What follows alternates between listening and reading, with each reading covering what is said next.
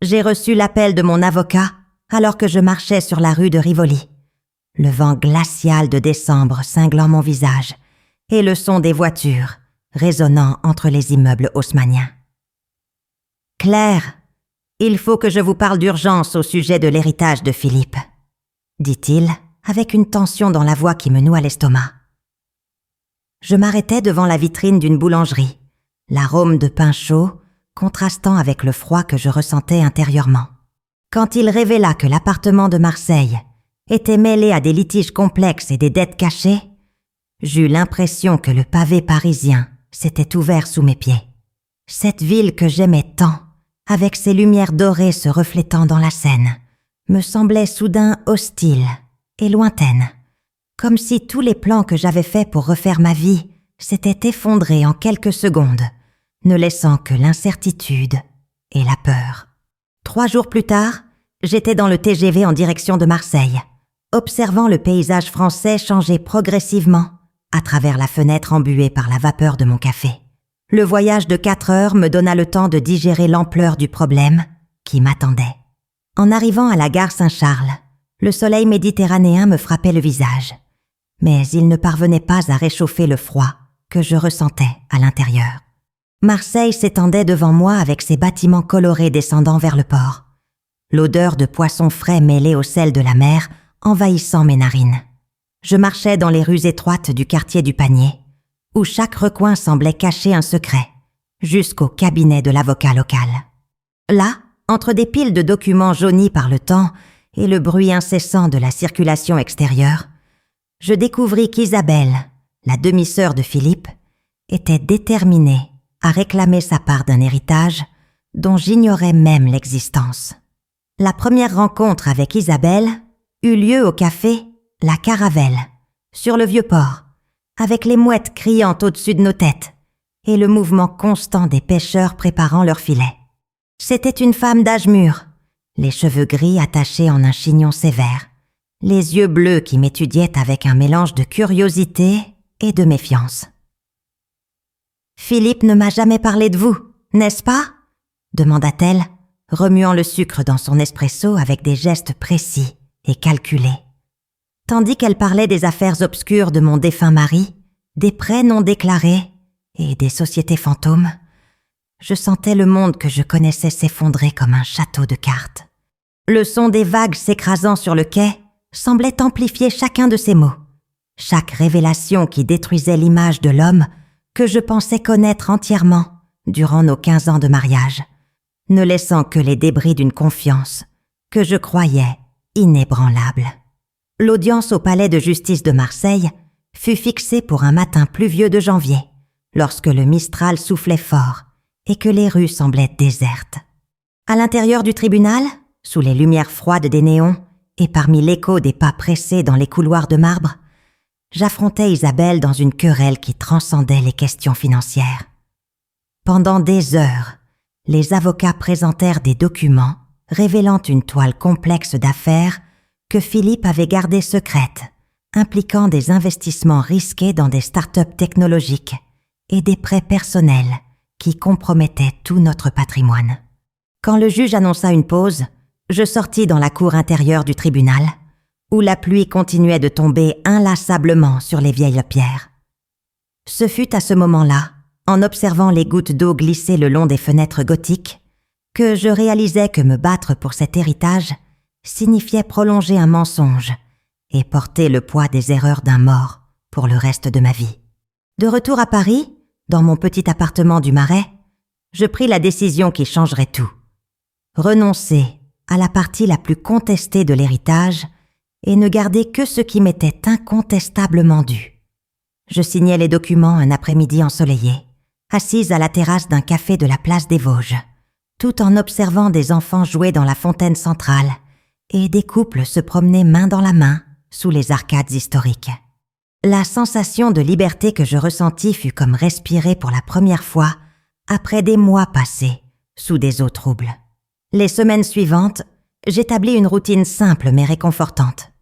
Des promenades matinales le long de la Seine, des après-midi à écrire dans des cafés cosy et des soirées à lire dans mon fauteuil préféré. avec la lumière douce de ma lampe, créant un cocon de paix au milieu du chaos de la ville. Pour la première fois depuis longtemps, je sentais que ma vie m'appartenait complètement, libérée du poids de secrets qui n'étaient pas les miens à porter.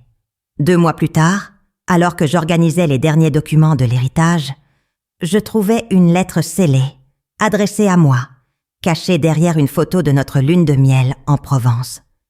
L'écriture était celle de Philippe, et la date indiquait qu'elle avait été écrite 1 semaine seulement avant sa mort subite par infarctus. Mes mains tremblèrent en ouvrant l'enveloppe jaunie, et les premiers mots me glacèrent je sens. « Ma chérie Claire, si tu lis ceci, cela signifie que je n'ai pas eu le courage de te parler personnellement du fils que j'ai eu avant de te rencontrer. » La lettre révélait non seulement l'existence d'un fils adulte vivant à Lyon, mais aussi des instructions concernant un compte bancaire en Suisse avec une somme substantielle qui lui était destinée.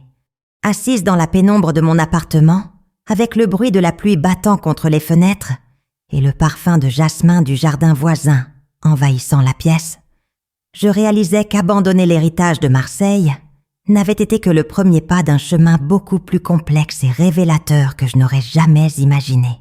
La découverte de la lettre me laissa en état de choc pendant des jours entiers, errant dans les rues de Paris comme un fantôme parmi les passants pressés. Décider de contacter le fils de Philippe devint une obsession qui me consumait durant les nuits blanches, tandis que j'observais les lumières de la tour Eiffel clignoter au loin à travers ma fenêtre.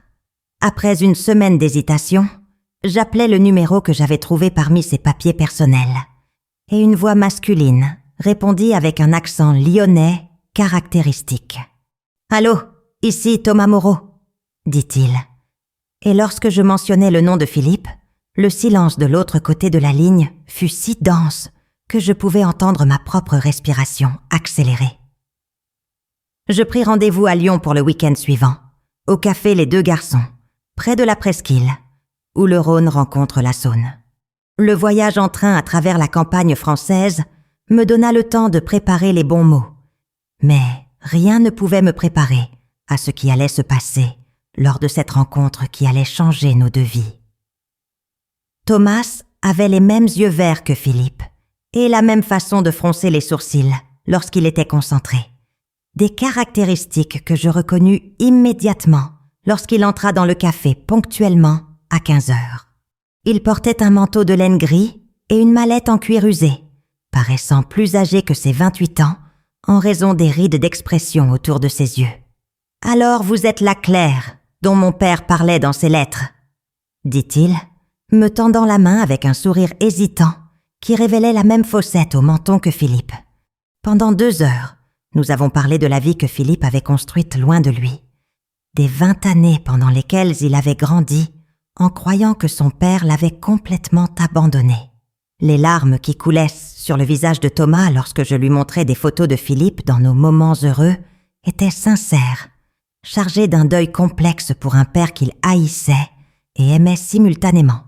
Là, entre l'arôme de café torréfié et le doux brouhaha des autres clients, nous commençâmes à construire un pont sur un abîme de ressentiment et de malentendus.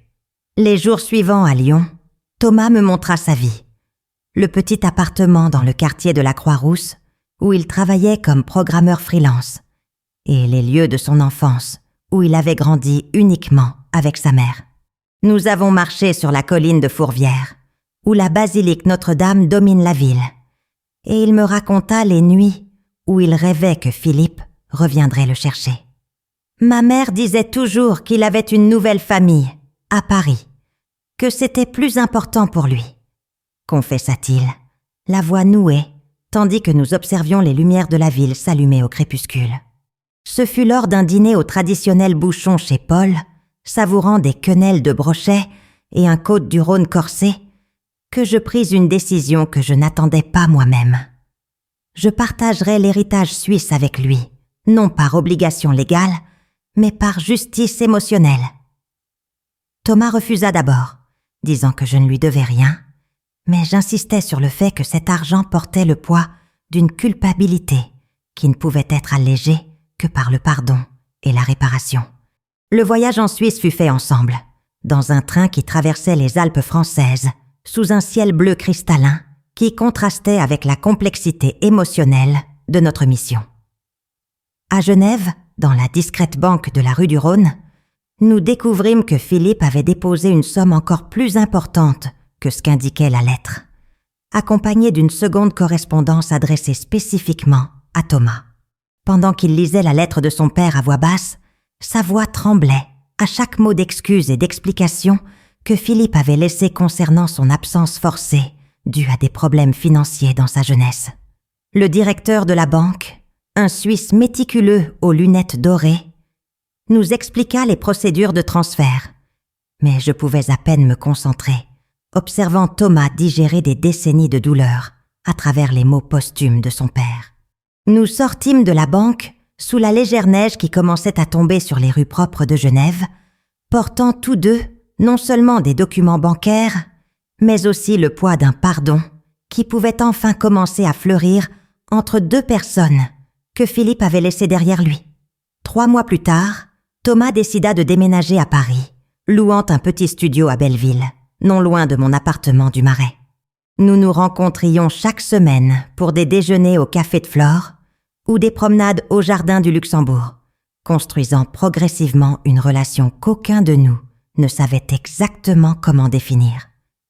Nous étions unis par le souvenir partagé d'un homme complexe qui avait échoué en tant que père, mais qui avait aussi tenté de corriger ses erreurs de manière posthume. Au cours de ces conversations, entre l'arôme de tilleul des arbres du boulevard et le son des artistes de rue jouant de l'accordéon, je découvris que Thomas possédait le même amour pour la littérature française que Philippe, et qu'il avait aussi hérité de sa tendance à porter des culpabilités qui n'étaient pas les siennes. Lentement, Paris cessa d'être seulement la ville où j'avais vécu mes années de mariage pour devenir le lieu où j'appris que la famille peut être construite par des choix conscients, le pardon mutuel et la compréhension, même lorsqu'elle surgit des circonstances les plus improbables et les plus douloureuses. Aujourd'hui, 1 an après ce coup de fil fatidique de mon avocat, je suis assise à nouveau dans le même café de la rue de Rivoli, où tout a commencé, observant la vie parisienne s'écouler autour de moi avec une perspective complètement transformée. Thomas est en route, comme chaque jeudi, pour notre rituel de prendre un café et de partager les histoires de la semaine. L'appartement de Marseille a été vendu, et avec l'argent, j'ai acheté un petit atelier d'art à Montmartre, où je peins des aquarelles des paysages que j'ai parcourus durant ce voyage émotionnel. La lettre de Philippe reste rangée dans un tiroir, mais non plus comme un lourd secret. Elle est maintenant un rappel que les gens sont complexes, imparfaits, et que le véritable amour signifie parfois accepter ses imperfections. En attendant l'arrivée de Thomas, tenant une tasse de café encore chaude entre mes mains, je réalise que le plus grand héritage que Philippe m'a laissé n'était pas matériel, mais plutôt l'opportunité de découvrir que nous sommes capables de créer des liens profonds, même dans les circonstances les plus inattendues, transformant la douleur en compréhension et la solitude en une nouvelle forme de famille choisie. Mais quelque chose me tracasse encore profondément, la sensation persistante que d'autres secrets demeurent enfouis dans les cendres du passé de Philippe. Lors d'une de nos promenades dans le Marais, Thomas a mentionné avec désinvolture avoir trouvé une étrange clé parmi les affaires personnelles de son père. Une petite clé ornementée qui n'ouvrait rien dans l'appartement qu'ils avaient brièvement partagé quand il était enfant. La clé portait gravé le numéro 247 et un symbole qui semblait être celui d'une société de dépôt, ce qui m'a laissé inquiète toute la nuit. Lorsque j'ai montré la clé à mon avocat, il a immédiatement reconnu le logo d'une entreprise de coffre-fort privée sur l'avenue Foch, l'un des quartiers les plus élégants de Paris. Cette découverte m'a empli d'appréhension, comme si Philippe continuait à révéler des pans de lui-même, même après sa mort. Le lendemain matin, en prenant mon café sur la terrasse de mon appartement, observant les pigeons se nourrir sur les gouttières des immeubles voisins, je n'arrêtais pas de penser à ce que pourrait bien cacher ce mystérieux coffre. Accompagné de Thomas, je me suis rendue à l'entreprise de dépôt un après-midi de février, alors que Paris était couverte d'une brume fine qui rendait la ville encore plus mélancolique. Le bâtiment était discret, avec une façade en pierre claire, et un portier en uniforme qui nous a accueillis avec un professionnalisme impeccable. Dans les couloirs silencieux, nos pas résonnaient sur le marbre poli, tandis que nous suivions un employé jusqu'à la salle des coffres. La clé tourna doucement dans la serrure du coffre 247, et quand la porte s'ouvrit, nous avons découvert une collection de documents soigneusement organisés, dans des dossiers étiquetés, quelques vieilles photographies et une petite boîte en velours bleu. Les photos montraient Philippe jeune, souriant aux côtés d'une femme brune que je n'avais jamais vue, dans des décors qui semblaient être du sud de la France. Thomas a examiné les documents avec une attention croissante, son expression devenant de plus en plus tendue à mesure qu'il découvrait des contrats de société dans des entreprises qui avaient fait faillite des années avant notre mariage, laissant des traces de responsabilité financière qui expliquaient bon nombre des dettes que nous avions trouvées. La boîte en velours contenait quelque chose qui me laissa complètement sans voix. Une bague de fiançailles avec un diamant solitaire et une lettre adressée à une certaine Margot. La lettre, datée d'à peine 2 ans, était écrite de la calligraphie inimitable de Philippe et commençait par des mots qui transpercèrent mon cœur comme des lames affûtées. « Ma chère Margot, je sais que notre histoire a été interrompue par les circonstances, mais tu as toujours été mon grand amour. » Mes mains tremblèrent tellement que j'ai failli laisser tomber le papier en lisant des promesses de retrouvailles qui ne se sont jamais concrétisées et des explications sur pourquoi il ne pouvait pas quitter notre mariage à ce moment-là. Thomas me tint fermement le bras quand il vit mes jambes fléchir, et ensemble nous sortîmes de l'immeuble pour l'avenue Foch, où je m'assis sur un banc sous un arbre nu d'hiver, essayant de digérer que mon mariage avait été, du moins en partie, un mensonge élaboré. Les larmes qui roulaient sur mon visage se mêlèrent à la fine bruine qui commençait à tomber sur Paris, transformant la ville en une aquarelle brouillée. Passer les jours suivants fut comme marcher à travers un épais brouillard, remettant en question chaque souvenir heureux que j'avais avec Philippe et me demandant combien d'autres Margot avaient existé au cours de nos 15 années ensemble. Thomas, percevant mon état émotionnel fragile, me rendait visite quotidiennement, apportant des croissants frais de la boulangerie du coin et s'asseyant avec moi dans la cuisine pendant que j'essayais de reconstruire mon identité après cette révélation dévastatrice. Un matin, il suggéra que nous cherchions Margot pour obtenir des réponses, mais l'idée me terrifiait autant qu'elle me fascinait. Peut-être vaut-il mieux ne rien savoir de plus, murmurai-je, remuant distraitement le sucre dans mon café jusqu'à ce qu'il se dissolve complètement. Mais Thomas, avec la sagesse de celui qui avait aussi été blessé par les omissions de Philippe, me rappela qu'ignorer la vérité ne nous avait jamais protégés auparavant. Cet après-midi-là, je décidai que je devais trouver Margot. Non pas pour la confronter, mais pour enfin comprendre qui était réellement l'homme avec qui j'avais partagé près de 2 décennies de ma vie, même si cela signifiait découvrir des vérités encore plus douloureuses. Retrouver Margot fut plus facile que je ne l'avais imaginé, grâce aux informations des documents du coffre qui indiquaient son adresse à Nice. 1 semaine plus tard, je voyageais de nouveau dans le sud de la France, cette fois seule, observant le paysage méditerranéen à travers la fenêtre du TGV, tout en répétant mentalement les mots que je dirais à la femme que Philippe aimait vraiment. Nice m'accueillit avec son soleil doré et l'arôme de lavande mêlé à la brise salée de la mer, mais mon cœur était lourd de l'anticipation de la rencontre. Margot vivait dans un élégant appartement sur la promenade des Anglais, avec vue sur la baie des Anges, et lorsqu'elle ouvrit la porte, je reconnus immédiatement la femme des photographies, bien qu'avec des cheveux gris et de délicates rides autour de ses yeux verts. « Vous devez être clair », dit-elle doucement, comme si ma visite était attendue depuis des années. Nous nous assîmes sur sa terrasse, où le son des vagues créait une bande sonore mélancolique pour notre conversation, et je découvris qu'elle aussi avait perdu Philippe d'une manière que je n'aurais jamais imaginée, portant son propre fardeau d'amour non partagé et de promesses brisées qui résonnaient à travers les années comme des vagues battant éternellement le rivage. Margot m'accueillit avec une gentillesse inattendue, servant du thé au jasmin dans des tasses en porcelaine ancienne, tandis que les mouettes volaient bas au-dessus de la terrasse ensoleillée de son appartement. « Je savais qu'un jour vous viendriez », dit-elle, d'une voix douce qui portait des décennies de mélancolie résignée. Pendant des heures, elle me raconta sa relation avec Philippe, qui avait commencé alors qu'ils étaient tous deux étudiants en droit à Aix-en-Provence, bien avant qu'ils ne me rencontrent. Ils avaient été fiancés pendant 3 ans, mais Philippe rompit brusquement la relation lorsqu'il se vit offrir un poste à Paris, promettant de revenir, mais ne tenant jamais parole. Il avait peur de l'engagement véritable, expliqua Margot, remuant le sucre dans son thé avec des gestes lents et pensifs. Le plus douloureux à découvrir fut que Philippe avait repris contact avec elle des années après notre mariage, la visitant secrètement lors de ses voyages d'affaires dans le Sud, nourrissant l'espoir d'un nouveau départ qui ne se concrétiserait jamais en raison de son incapacité à prendre des décisions définitives sur ce qu'il voulait vraiment de la vie.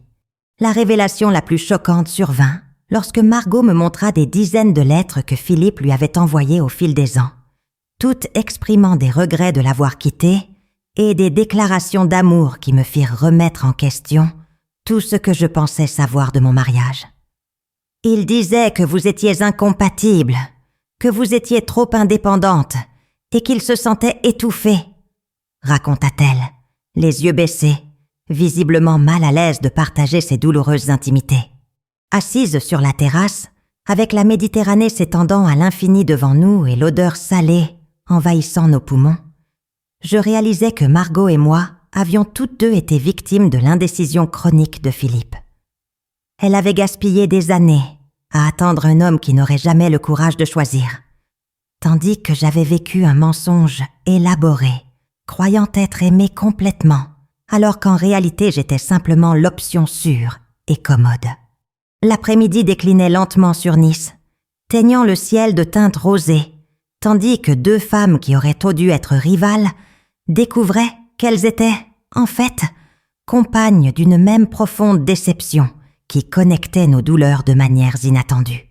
Je suis restée à Nice pendant 3 jours supplémentaires, logée dans un petit hôtel de charme dans le vieux Nice, où l'arôme de soca fraîchement préparé envahissait ma chambre les matins ensoleillés.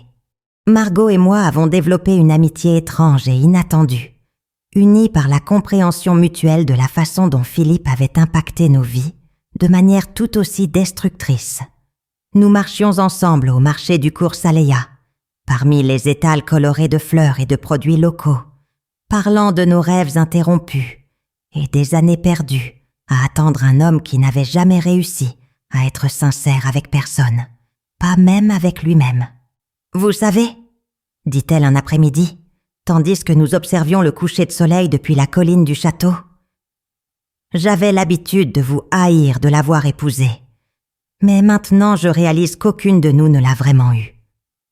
C'était une vérité amère mais libératrice, qui nous a permis de pleurer ensemble les années gaspillées et la version idéalisée de Philippe, que nous avions toutes deux créée dans nos esprits. Lors de ma dernière nuit, nous avons dîné dans un restaurant avec vue sur la baie des Anges, où nous avons décidé que nous resterions en contact, non pas pour Philippe, mais pour nous-mêmes, 2 femmes qui méritaient de reconstruire leur vie sur des bases solides de vérité. De retour à Paris, je trouvais Thomas m'attendant à la gare de Lyon, avec un sourire sincère et un bouquet de tulipes jaunes qu'il avait acheté chez un fleuriste près de la gare.